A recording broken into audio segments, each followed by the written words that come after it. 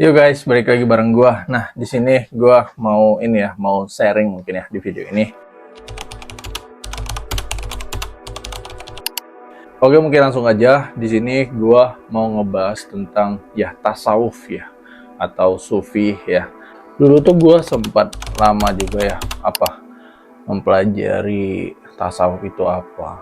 Kemudian sufi itu apa, tapi nggak terlalu larut sih ya. Itu saat gua tuh dulu tuh lagi ambruk ya, kondisi gua tuh lagi jatuh banget dan gua nggak tahu harus ngapain. Nah, gua banyak baca buku, gua banyak nonton video-video tentang ya sufi, tentang tasawuf ya. Nah, dulu waktu gua kenal yang namanya sufi tasawuf, itu tuh ya gua langsung suka sama ininya ya, sama pengertiannya, sama cara orang-orang sufi ini itu mencintai Tuhan ya. Sampai-sampai gua dulu itu ya gua bikin lagu ya, cuman belum sempat di record. Kemudian gua ada sampai bikin buku ya, buku yang terinspirasi dari Jalaluddin Rumi ya. Ini ada Teguran Cinta Tuhan ya. Dulu kan nama gua dulu tuh bikin akun Jafar Si Berjalan ya. Nah, makanya namanya Jafar Si Berjalan. Nah, buku ini dulu tuh ceritanya tuh lebih kepada ini sih, lebih kepada tentang perjalanan hidup gue ya. Dan kemudian karena gue tuh dijatuhkan ya, atau ambruk ya, bangkrut ya. Nah, gue menanggapinya hal yang gue alami tersebut itu adalah sebuah teguran cinta dari Tuhan ya. Karena kalau misalnya gue dikasih kaya ataupun gue dijadiin orang kaya waktu itu ya, waktu dulu, nah kemungkinan besar gue akan tersesat ya. Nah, itulah kenapa gue dibangkrutkan ya. Usaha gue tuh dibangkrutkan sampai habis. Dan akhirnya ya gue bikin buku ini, Teguran Cinta Tuhan ya. Karena Tuhan tuh cinta sama gue, jadi gue ditegur untuk kembali lagi mengingat Tuhan. Ya, momen itu ya momen yang lumayan sedih ya, yang cukup ini ya, mengubah pandangan hidup gue tentang dunia dulu ya. Dan gue saat itu tuh terinspirasi banget sama orang-orang sufi ya. Makanya sampai-sampai gue bikin buku Teguran Cinta Tuhan. Asik. Dan ini puisi-puisi juga, merangkak menuju cinta. Nah, bahwasanya merangkak menuju cinta itu ya, kita nggak usah terlalu terburu-buru mengejar untuk belajar agama, untuk belajar jadi baik, untuk dekat sama Tuhan tuh nggak usah terlalu buru-buru ya. Karena kalau kita tuh terlalu terburu-buru, nanti takutnya kita tuh nggak hati-hati, jadi tersesat juga. Jadi makanya gue tulis judulnya tuh Merangkak Menuju Cinta ya. Kita dalam menuju cinta ya, dalam menuju Tuhan itu semampu kita ya, semampu yang kita bisa lakukan. Cuman sekarang ini gue itu ya semakin dibuka lagi pikiran gue ya, bahwasanya ya kalau misalnya kita tuh ingin ingin berubah menjadi lebih baik ya, ya jangan merangkak, tapi dipaksakan ya, dipaksakan. Nah, ini gue terinspirasi dari Ustadz Khalid ya, dipaksakan. Kalau misalnya lu tuh pengen berubah ya, kalau lu pengen tobat ya harus dipaksakan. Karena kalau kita itu kalau kita itu bersantai-santai ya, setan itu ada di sekeliling kita guys, dan pengaruhnya ataupun godaannya itu kuat. Kalau kita hanya ya nggak kita paksakan, ya kita kemungkinan akan terlena ya. Dan kenapa gue sepakat? Karena ya gue waktu terinspirasi banget sama orang-orang sufi ini kan kalimat yang masih terngiang di gue itu bahwasanya Tuhan itu maha tahu keimanan lu. Jadi ya lu beriman apa adanya. Cuman yang setelah gue alamin, semakin gue apa adanya ya, kemalasan itu semakin tumbuh di gue ya. Semakin gue meyakini kata-kata orang sufi tersebut ya, gue semakin ya terlena. Ya tuh, Tuhan maha tahu kapasitas gue, Tuhan maha tahu kemampuan gue. Jadi gue nggak ada dorongan untuk gue tuh belajar lagi, dorongan untuk gue tuh menjadi lebih baik lagi tuh nggak ada. Pasrah intinya. Ya seperti inilah keimanan gue ya. Gue ibadah ya yang gue bisa ya cuma kayak gini. Nah, semakin lama karena gue berprinsip seperti itu dulu ya, gue semakin keimanan gue ya semakin luntur ya, menyusut dan kembali lagi gua yang dulu itu sudah berhenti minum minuman waktu bangkrut itu ya, berhenti melakukan hal-hal dosa. Karena gua terlena dengan apa adanya tadi ya. Karena gua terlena dengan apa adanya, kemudian ya di tahun-tahun 2023, 2024 kan ekonomi gua kembali naik. Bisa gua katakan naik drastis ya. Nah, gua terjerumus lagi ya. Terjerumus lagi, mulai minum minuman lagi, mulai ya melakukan dosa-dosa lagi. Nah, akhirnya gue ditegur lagi, kena teguran cinta lagi. Dan gue mikir ternyata Tuhan tuh masih tetap cinta ya, meskipun gue sudah beberapa kali berkhianat kepada Dia ya. Gue masih ditegur untuk gue tuh belajar baik lagi, untuk gue tuh untuk gue kembali lagi kepada Tuhan ya.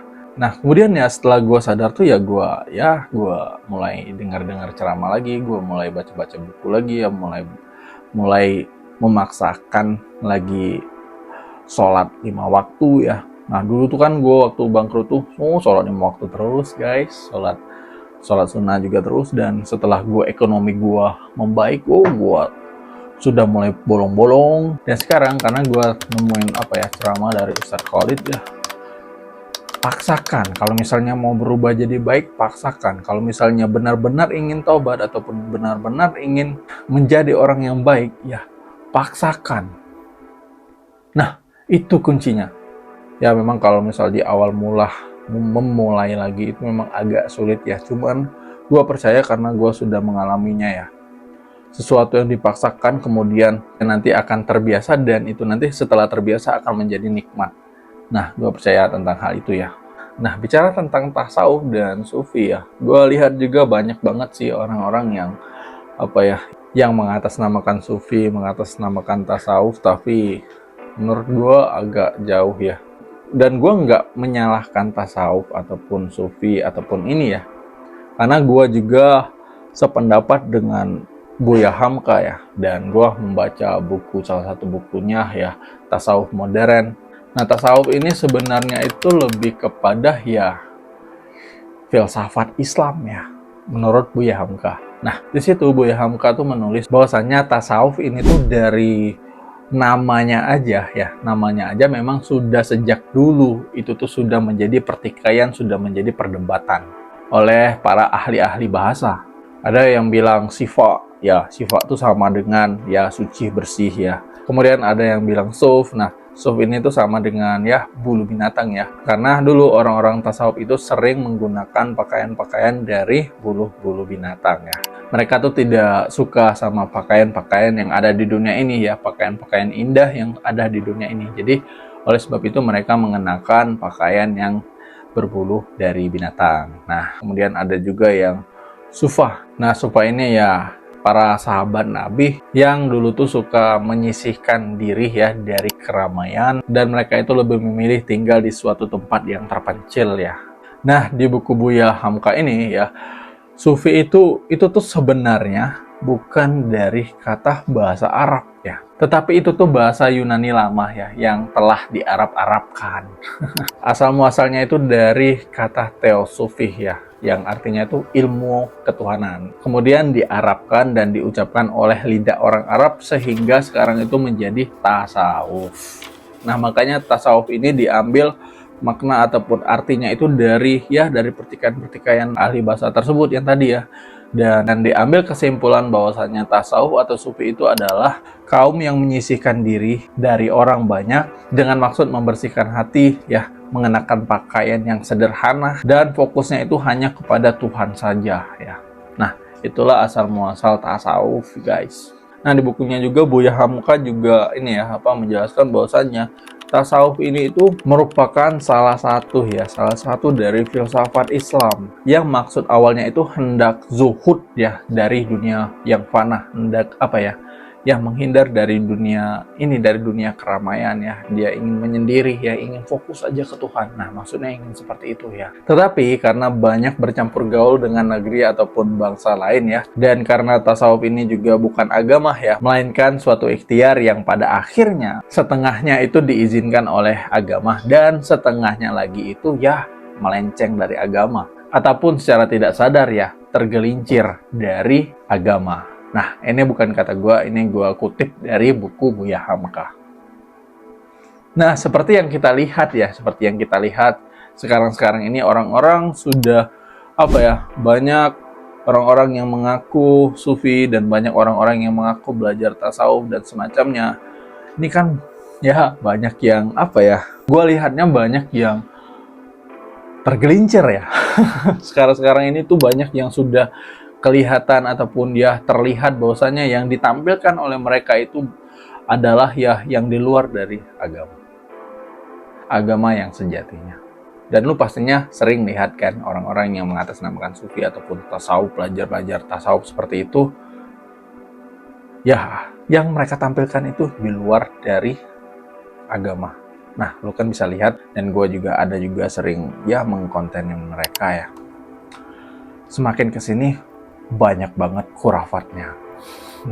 Gue sampai sekarang kalau dibilang banyak orang-orang tasawuf itu yang khurafat, iya sih, menurut gue ya, banyak orang yang suka dongeng-dongeng, tapi bukan itu yang gue ambil ya. Untuk diri gue sendiri, gue ambil yang baik-baiknya, gimana mereka tuh dalam mencintai Tuhannya. Bukan khurafatnya yang gue ambil, bukan dongeng-dongengnya yang gue ambil dari orang-orang tasawuf ataupun orang-orang sufi, tapi gue ambil cara dia mencintai Tuhan, cara mereka beribadah kepada Tuhan ya. Nah, gue ambil itunya.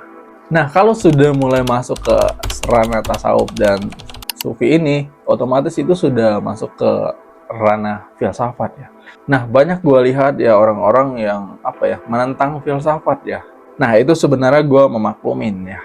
Filsafat itu tuh sebenarnya guys, gue memang bukan ahli filsafat ataupun ini, tapi gue dari dulu emang tertarik tentang filsafat ya. Karena filsafat bagi gue itu adalah sebuah alat untuk mengasah pola pikir gue, mengasah logika gue, mengasah cara berpikir gue.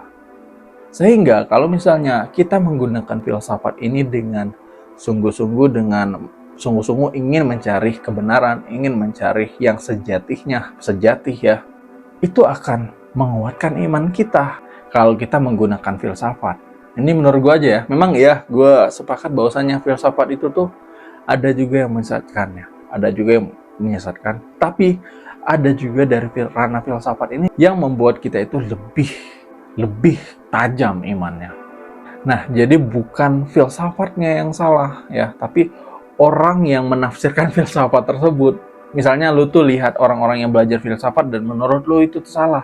Nah, bukan filsafatnya yang salah ya, tapi orang itu menafsirkan ataupun mempelajari tentang filsafatnya yang salah. Dia mengikuti arah yang mana? Karena area filsafat ini seperti pedang bermata dua, guys. Dan filsafat ini itu sebuah ilmu, guys. Ilmu ya untuk mengasah pikiran kita, untuk mengasah pola pikir kita, untuk mengasah logika kita.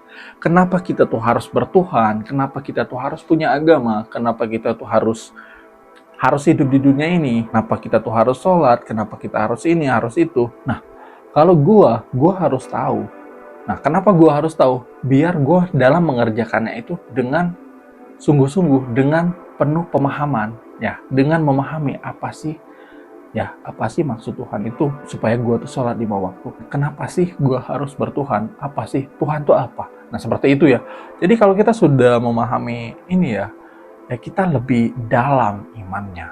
Dan kalau misalnya suatu saat ada Dajjal ya, rombongan Dajjal ataupun ini mempengaruhi akidah kita itu nggak akan goyah. Karena kita sudah mengasah pola pikir kita, mengasah logika kita tentang keimanan kita. Nah, filsafat ini gunanya untuk mempertajam iman kita, bisa juga mempertajam iman kita. Jadi, gue di sini bukan mewakili golongan ini, golongan itu ya, karena gue dari awal memang gue nggak mau masuk ke golongan apa di golongan ini, golongan itu, gue nggak mau, karena ya kalau misalnya gue salah, yang akan menjadi sasaran musuhnya itu adalah golongan tersebut. Makanya gue nggak mau jadi golongan-golongan ya. Nah, biarlah misalnya pendapat gue salah ya, yang disalahin, yang dihujat, yang dicaci ya gue aja, jangan orang-orang yang gue kagumi kayak gitu. Jangan golongan-golongan yang itu tuh mungkin masih banyak orang tuh yang isinya tuh masih baik-baik ya. Dan gue meskipun gue suka sama ulama-ulama yang mungkin menentang tentang filsafat ya, ya gue nggak masalah karena itu pendapat beliau, dan gue juga nggak membenci beliau karena yang gue tidak sependapat sama beliau itu paling cuma beberapa, dan sisanya yang banyak itu tuh gue masih sependapat dan gue masih belajar sama ceramah-ceramah beliau. Ya jadi kalau misalnya lu itu nggak suka sama apa yang gue sampaikan, ya lu hujatnya ke gue aja ya, jangan ke orang-orang yang gue sebutin namanya ya. Oke, itu saja, mungkin agak sedikit ini ya, nggak tertata ya. Dan ini video gua cuman mau sharing-sharing aja. Next video lah, gua mungkin lebih susun lagi ya, lebih rapiin lagi poin-poinnya biar nggak terlalu banyak ngaurnya ya.